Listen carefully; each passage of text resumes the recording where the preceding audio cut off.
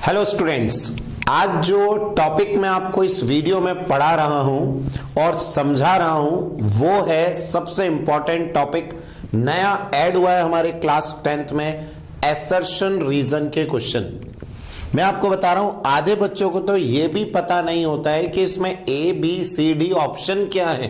Question तो बहुत दूर की बात है, ऑप्शंस नहीं बनते हैं।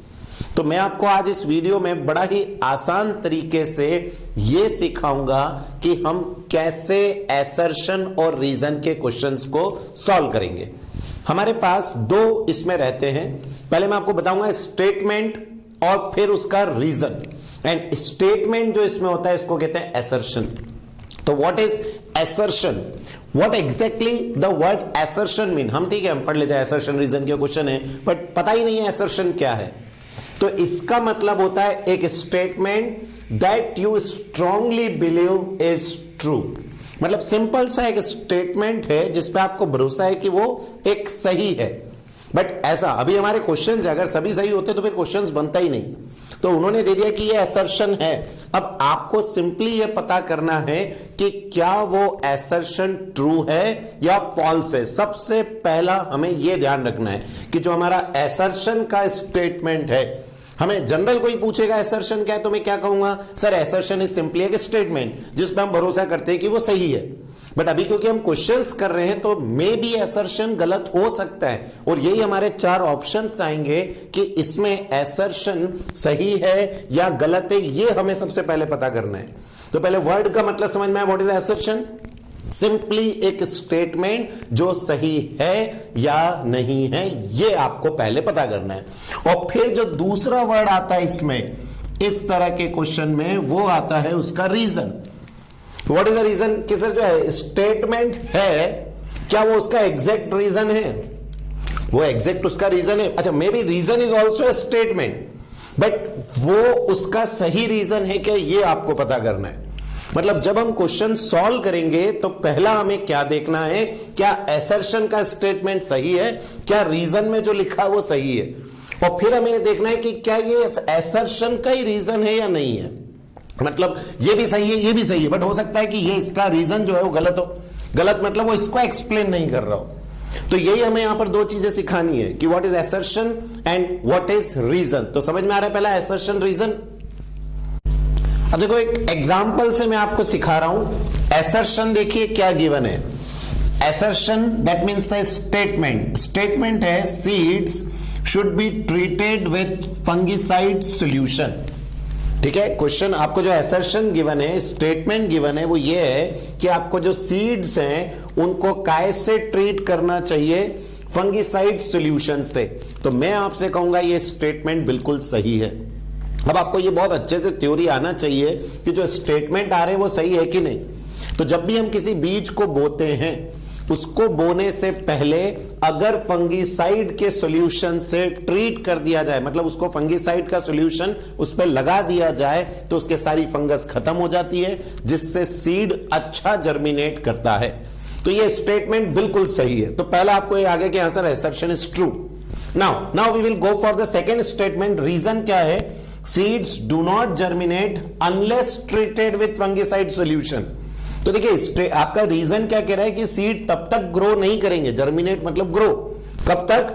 जब तक आप उसको काय से ट्रीट नहीं कर देते, फंगिसाइड। तो ये गलत है, क्योंकि आप देखिएगा घर में आप एक बीज लेना, कोई सा भी, मे भी चना ले लेना, गेहूं ले लेना, और उसको बिना किसी फंगिसाइड सॉल्यूशन के मिट्टी में डाल दो, वो जर्मिनेट करेगा।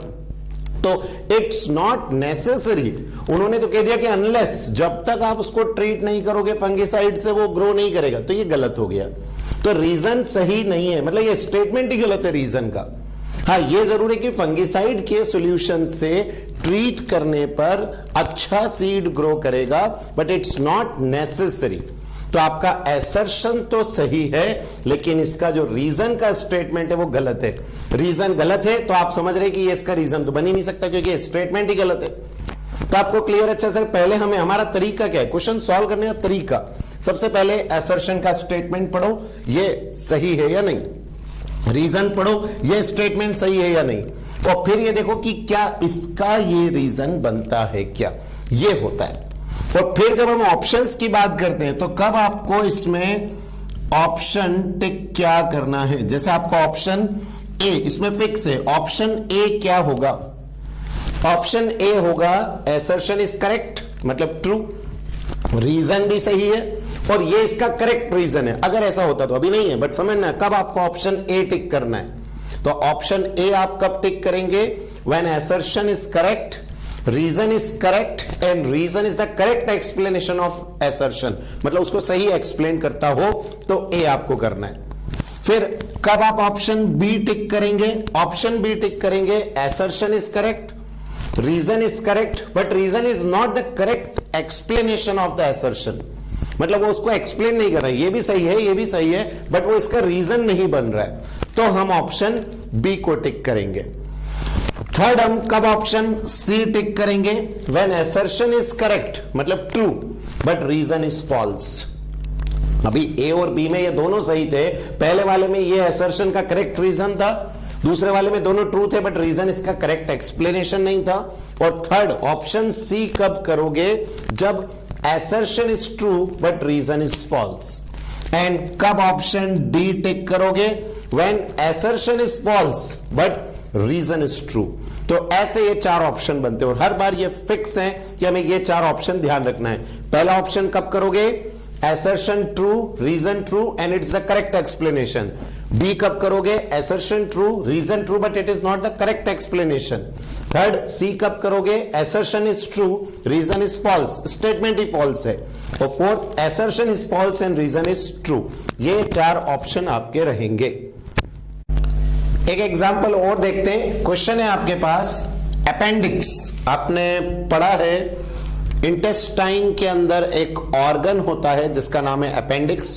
अभी आपको ये पहले ही थ्योरी में आता है कि अपेंडिक्स एक वेस्टिजियल ऑर्गन है। तो आप स्टेटमेंट भी यही है assertion में कि appendix is a vestigial organ in the human body. अब जिसने बहुत अच्छे से थ्योरी पढ़ी है उसको क्लियर है, हाँ सर अपेंडिक्स एक वेस्टिजियल ऑर्गन है, इट्स अ करेक्ट स्टेटमेंट। तो हमने क्या कहा, तरीका समझो। assertion रीजन क्वेश्चन में सबसे पहले स्टेटमेंट पढ़ा, क्या आपको क्लियर है? assertion इज ट्रू, हाँ सर ये ट्रू है। अब रीजन की बारी। रीजन क्या है? It does not participate in digestion, बराबर है। हम इसको वेस्टिजियल क्यों बोल रहे हैं? क्योंकि ये पार्टिसिपेट नहीं करता है। तो क्या रीजन भी करेक्ट स्टेटमेंट है कि हाँ ये काय में पार्टिसिपेट नहीं करता है? सर ये डाइजेशन में पार्टिसिपेट नहीं करता है। तो रीजन भी ट्रू है, assertion भी ट्रू है। अगर ये दोनों सही हो गए तो सी और डी ऑप्शन तो अलग हो गए, बचा सिर्फ ए और बी। अब ए और बी में बस हमें ये चेक करना है क्योंकि ट्रू ट्रू ये दो में आता है, आ रहा है समझ में, ये दो में आता है। अब हमें ये देखना है कि क्या रीजन इसका करेक्ट एक्सप्लेनेशन है क्या। तो आपने कहा अपेंडिक्स एक वेस्टिजियल ऑर्गन है। क्यों वेस्टिजियल कह रहे हैं? क्योंकि वो पार्टिसिपेट नहीं करता है डाइजेशन में। वेस्टिजियल कहने का रीजन यही, अगर वो कहीं ना कहीं पार्टिसिपेट कर रहा होता तो हम वेस्टिजियल थोड़ी कहते।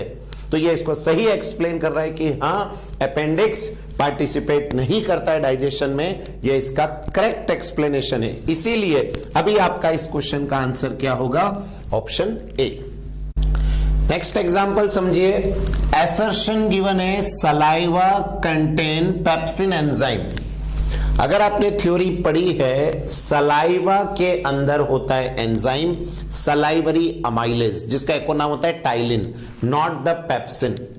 तो हमने जैसे ही assertion का स्टेटमेंट पढ़ा सलाइवा कंटेन्स पेप्सिन एंजाइम, ये रॉन्ग है। assertion is not correct, that is the false. और रीजन क्या है? पेप्सिन डाइजेस्ट प्रोटीन, बराबर है, हाँ सर पेप्सिन डाइजेस्ट प्रोटीन। तो हमें पता है पेप्सिन एक प्रोटियोलाइटिक एंजाइम है जो प्रोटीन को डाइजेस्ट करेगा, तो रीजन इज करेक्ट। तो आपका assertion फॉल्स हो गया, रीजन करेक्ट हो गया। बताइए ये हम कौन से ऑप्शन पे जाते हैं? D option. डी ऑप्शन क्या होता है? assertion is false, reason is true. तो इस वाले का आंसर हो गया ऑप्शन डी। तो आपको आएगा कैसे करना है। Next example, the inner lining of the small intestine.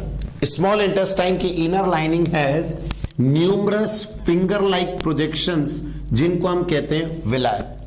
तो आपने खुद पढ़ा है, हाँ सर, इन स्मॉल इंटेस्टाइन ऐसे फिंगर लाइक प्रोजेक्शंस होते हैं। ये रहे फिंगर लाइक प्रोजेक्शन, तो बिल्कुल सही है। अगर अच्छा यहां होता लार्ज इंटेस्टाइन सपोज, तो हम इसको फॉल्स कह देते क्योंकि लार्ज इंटेस्टाइन में विलाई नहीं होती है।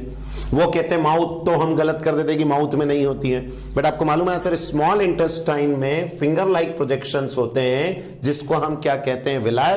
That means assertion is true, ये बिल्कुल सही स्टेटमेंट है। दूसरा reason, the villi increases the surface area for absorption. और अब आपको ये भी क्लियर है कि इस विलाय के ऐसा करने से सरफेस एरिया बढ़ जाता है जिससे ज्यादा से ज्यादा फूड क्या होगा, एब्जॉर्ब। तो स्मॉल इंटेस्टाइन में विलाय का क्या यही फंक्शन है। तो आप कहेंगे सर इसमें असर्शन भी ट्रू है, रीजन भी ट्रू है। तो सबसे पहले तो स्टेटमेंट चेक कर लिए कि दोनों सही है। तो बताओ ए और बी में से कोई होगा, assertion is true, reason is true, तो ए और बी में से होगा। अब हमें सिर्फ ये देखना है कि क्या रीजन इसका करेक्ट एक्सप्लेनेशन है। तो हम कहेंगे आंसर स्मॉल इंटेस्टाइन में विलाय का यही रोल है कि what it increases, it increases the surface area for absorption. तो बिल्कुल करेक्ट है कि जो रीजन है वो असर्शन को बिल्कुल एक्सप्लेन करता है। तो हमारा इस क्वेश्चन का आंसर होगा ऑप्शन ए। नेक्स्ट एग्जांपल है हमारे पास, असर्शन देखिए क्या है, pyruvate is a 6 carbon molecule. मैंने क्या कहा, सबसे पहले हम चेक करेंगे कि असर्शन का स्टेटमेंट सही है या नहीं। थ्योरी बहुत स्ट्रांग होना चाहिए।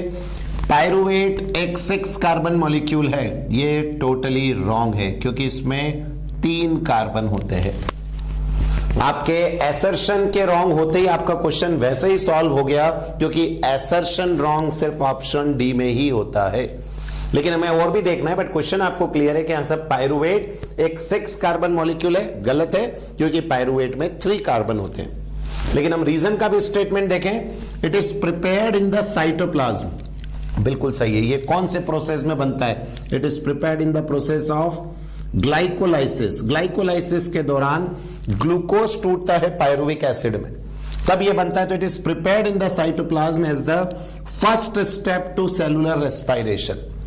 First step to the cellular respiration में ये साइटोप्लाज्म में बनता है, प्रोसेस का नाम है ग्लाइकोलाइसिस। तो रीजन तो बिल्कुल करेक्ट है, मतलब स्टेटमेंट में करेक्ट है, बट आपका असर्शन गलत हो गया। अब असर्शन गलत, रीजन सही, तो बताइए कौन से ऑप्शन में होता है। तो आप कहेंगे sir option D is correct, जिसमें असर्शन इज रॉन्ग या false and reason is true. Clear. Now statement देखिए अब नेक्स्ट क्वेश्चन का, combustion reaction are also called exothermic oxidation reaction. सबसे पहले चेक करना है गिवन असर्शन करेक्ट है या नहीं। ठीक है, तो पहले तो कंबशन रिएक्शन बताइए, जब भी किसी चीज का कंबशन होगा गर्मी महसूस होगी। क्यों? क्योंकि रिएक्शन कौन सी होती है, all combustion reaction are exothermic. क्योंकि बचपन से पढ़ रहे हैं कंबशन रिएक्शन में क्या रिलीज होती है, हीट एंड लाइट। तो हीट रिलीज होगी तो एक्सोथर्मिक। और ये भी आप जानते हैं कि कंबशन के लिए क्या जरूरी होती है, ऑक्सीजन। तो आपको ये क्लियर है कि सर इसमें ऑक्सीजन भी जरूरी है, तो it is an example of oxidation. तो दोनों ही क्लियर हैं कि ये एक्सोथर्मिक भी है और ऑक्सीडेशन रिएक्शन भी है, क्योंकि एक तो इसमें ऑक्सीजन का एडिशन हो रहा है और दूसरा इसमें एनर्जी रिलीज हो रही है। तो बिल्कुल हमारा असर्शन बिल्कुल करेक्ट है। अब बारी रीजन को चेक करने की। In this reaction oxygen is added and heat energy is released, बिल्कुल सही। जो मैं आपको यहां एक्सप्लेन कर रहा हूं देखिए वही लिखा हुआ है कि ऑक्सीजन इसमें ऐड हुआ है और हीट एनर्जी इसमें रिलीज हुई है। तो ऑक्सीजन ऐड इस वजह से ऑक्सीडेशन, हीट रिलीज्ड इसीलिए एक्सोथर्मिक। तो आप देख पा रहे हैं कि यहां सर असर्शन भी करेक्ट, रीजन भी करेक्ट और ये इसको बिल्कुल एग्जैक्टली समझा भी रहा है, इसीलिए हमारा ऑप्शन ए यहां पर करेक्ट हो जाएगा। तो option A is correct for this question. तो आपको अभी तक के सारे समझ में आ गए, और समझ में आ गए तो लाइक का बटन अगर भूल गए हो दबाना तो जल्दी से दबाओ, और चैनल सब्सक्राइब नहीं किया तो वो भी जल्दी से करो। फिर हम देखते हैं हमारा नेक्स्ट क्वेश्चन। नेक्स्ट एग्जांपल है, sodium and potassium is stored under kerosene. छोटी क्लासेस से पढ़ते आ रहे हैं, sodium and potassium are very very reactive. If they kept open in air, they easily catch fire. So to prevent this, we kept sodium and potassium under kerosene. तो ये बिल्कुल सही है कि सर assertion सोडियम पोटेशियम को हम kerosene में store रखते हैं। बताइए assertion is true. Now go for reason. Sodium and potassium belong to group 1A. First group का है so they are called alkali metals. और आपको ये भी मालूम है कि ग्रुप 1 के जो एलिमेंट हैं, lithium, sodium, potassium, rubidium, caesium, they all are alkali metal. तो ये भी करेक्ट है। तो पहले तो हमें क्लियर हो गया सर, एसर्शन भी क्लियर है, रीजन भी सही है, मतलब ए और बी में से कोई बचा। अब ये चेक करना है क्या ये इसको एक्सप्लेन करता है क्या। तो आपने यहां कहा कि sodium and potassium are stored in under kerosene, but इसका रीजन क्या है केरोसिन में, क्योंकि they are very reactive, they easily catch fire. But यहां तो कुछ और ही लिखा हुआ है, यहां लिखा हुआ है कि फर्स्ट ग्रुप के हैं, इनको अल्कली कहते हैं। तो ये इसका रीजन नहीं बन रहा है। मैं ये नहीं कह रहा हूं कि स्टेटमेंट गलत है, ये स्टेटमेंट सही है, ये भी सही है, बट ये जो असर्शन है ये इसको एक्सप्लेन नहीं कर रहा है। तो हम क्या कहेंगे sir, both are correct, but ये रीजन इसको एक्सप्लेन नहीं करता है, इसीलिए हमारा करेक्ट आंसर इस बार क्या होगा, बी, जिसमें assertion true, reason true, but reason is not the correct explanation of this assertion. B is correct. Next example है aluminium oxide is an amphoteric oxide. आपको पता है एम्फोटेरिक ऑक्साइड वो होते हैं which behave as both acid as well as base, और आपने उसके एग्जाम्पल में पढ़ा है एम्फोटेरिक ऑक्साइड में Al2O3 that is aluminium oxide, आपने पढ़ा है जिंक ऑक्साइड। तो ये क्लियर है कि आंसर एल्यूमिनियम ऑक्साइड जो है Al2O3 ये एक एम्फोटेरिक ऑक्साइड है, असर्शन इज ट्रू, पहला स्टेटमेंट ट्रू हो गया। सेकंड पढ़ते हैं, दे रिएक्ट विद, दे कौन हो गया यहां, एम्फोटेरिक ऑक्साइड, तो they react with acid as well as the base to form salt and water. तो बिल्कुल सही है कि सर एम्फोटेरिक ऑक्साइड वो है जो एसिड और बेस से रिएक्ट करके सॉल्ट और वाटर बनाते हैं, तो ये भी सही है। बताओ फिर से दो ही ऑप्शन बचे, ए और बी। अब इस ए और बी में ये देखिए क्या एम्फोटेरिक ऑक्साइड का करेक्ट एक्सप्लेनेशन है। तो आपने कहा एल्यूमिनियम ऑक्साइड एक एम्फोटेरिक है, क्यों, क्योंकि ये दोनों से रिएक्ट करता है acid as well as base के साथ, ताकि वो सॉल्ट और वाटर बना दे। तो बिल्कुल सही है सर, जो असर्शन है उसका ये करेक्ट एक्सप्लेनेशन है, तो हमारा option A is correct. Now next अब देखिए क्या है, metallic character decreases across a period. Period के अक्रॉस आपने पढ़ा है पूरा पीरियोडिक चैप्टर में, एक इधर जाते हैं अलोंग द पीरियड, एक नीचे आते हैं डाउन द ग्रुप। तो ये हो गया आपका डाउन द ग्रुप, ये हो गया आपका अलोंग द पीरियड, ठीक। अब आपसे बोला जा रहा है कि मेटेलिक कैरेक्टर डिक्रीज होता है इधर जाने पे। बताएं जब आप अलोंग द पीरियड जाते हैं क्या साइज डिक्रीज होती है, बिल्कुल है sir, along the period size decreases. Size decrease होगी तो मेटेलिक कैरेक्टर कम हो जाता है, क्योंकि गेन करने की टेंडेंसी बढ़ती है। मतलब non metallic character increases, metallic character decreases. तो स्टेटमेंट है मेटेलिक कैरेक्टर डिक्रीज होता है across a period, which is true, बिल्कुल सही है सर, दिख रहा है हमने पढ़ा हुआ है। अब ये ट्रू हो गया। सेकेंड रीजन देखें, metal are electronegative, metal are electronegative. आप कहेंगे सर ये तो गलत है, क्योंकि metal loses electron, they are not electronegative, they are electropositive. तो इसका मतलब रीजन रॉन्ग है। तो रीजन गलत, असर्शन ट्रू। बताइए कौन सा ऑप्शन होगा sir, C is the correct option, क्योंकि इसमें असर्शन ट्रू होता है और reason is false. Next question है हमारे पास, sodium bicarbonate is used in antacid medicine. पेट में एसिडिटी हो जाती है due to excess secretion of HCl, तो हम एंटासिड यूज करते हैं, ये आपको मालूम है।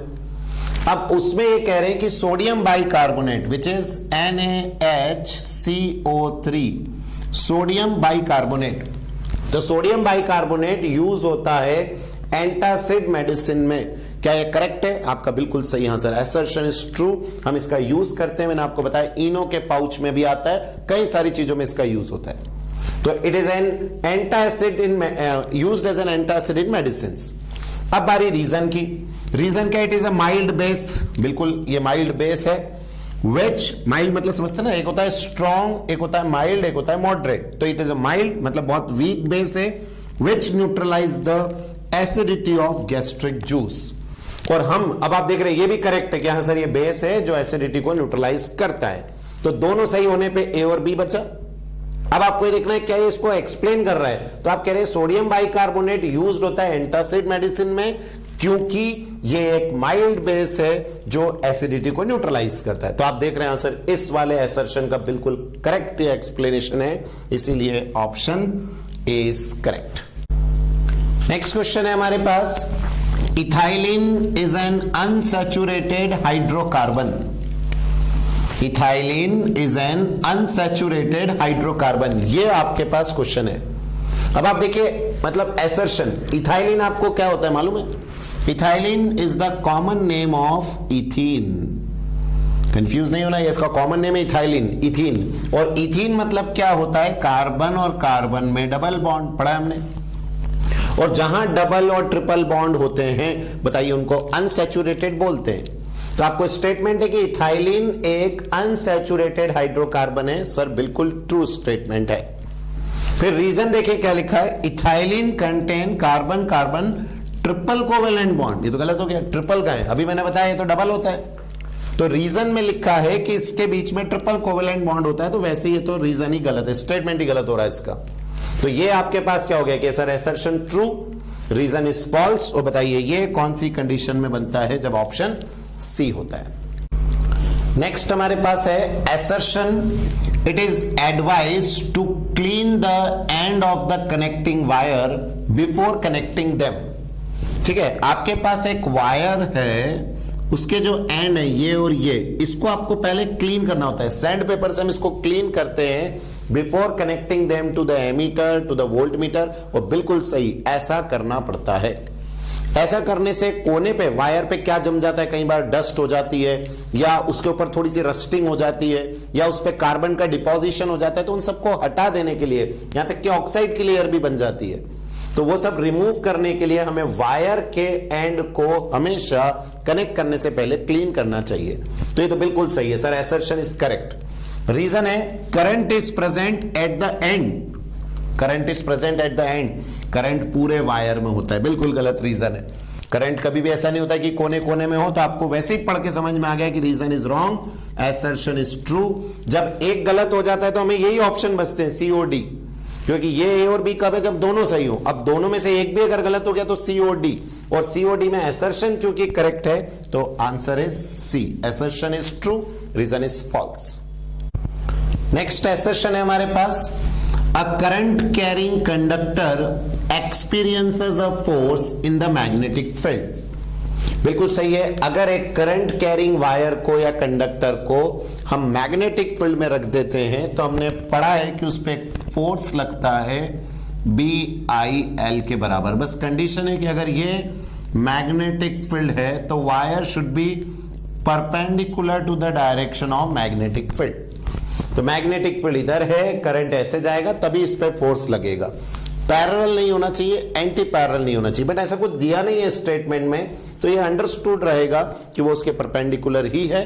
तो ये आपका जो असर्शन है बिल्कुल करेक्ट, कि करंट कैरिंग कंडक्टर एक्सपीरियंस करता है force in the magnetic field. अगर वो ऐसा कह देते कि current carrying conductor placed parallel to the magnetic field experiences a force, तो मैं गलत कर देता, क्योंकि पैरेलल और एंटी पैरेलल में फोर्स नहीं लगता है। अब रीजन की बारी, the force acting on a current carrying conductor in a magnetic field is due to, किसके कारण? Interaction between magnetic field produced by the conductor और एक्सटर्नल मैग्नेटिक फील्ड। देखिए, जब भी किसी वायर में करंट जाता है तो उसके आसपास मैग्नेटिक फील्ड डेवलप होती है। अपन ने पढ़ा है magnetic effect of electric current. तो ये बिल्कुल सही है कि जब इसमें से करंट जाएगा तो इसके आसपास ऐसी मैग्नेटिक फील्ड डेवलप होगी, और फिर इस वायर के मैग्नेटिक फील्ड और जो एक्सटर्नल मैग्नेटिक फील्ड है वो आपस में एक दूसरे को क्या करने लग जाएगी? इंटरैक्ट, मतलब एक दूसरे को रिपेल, अट्रैक्ट, इस तरह की कंडीशंस बनेगी, और इसी वजह से ये फोर्स एक्सपीरियंस करता है, और वायर पे according to Fleming's left hand rule force लगने लग जाता है। तो ये असर्शन भी करेक्ट है, बिल्कुल फोर्स लगता है, और रीजन भी सही है कि जब भी वायर, करंट कैरिंग वायर रखा जाएगा, उसकी जो मैग्नेटिक फील्ड बनेगी वो एक्सटर्नल मैग्नेटिक फील्ड से इंटरैक्ट करके उस पर फोर्स एक्सर्ट करेगी। और क्योंकि दोनों सही हैं और असर्शन का बिल्कुल करेक्ट एक्सप्लेनेशन है, तो we will go for option A. Next assertion है हमारे पास, Fleming left hand rule. Fleming का लेफ्ट हैंड रूल आप सबको मालूम है, Fleming's left hand rule, that direction of magnetic field B, force and current are mutually perpendicular। ये देखिए आपको बराबर है, हाँ सर, एफ बी और आई याद कराया, F B I force, magnetic field और करंट हाँ सर, तीनों एक दूसरे के म्यूचुअली परपेंडिकुलर होते हैं, बिल्कुल एसर्शन इज करेक्ट, ट्रू है वो।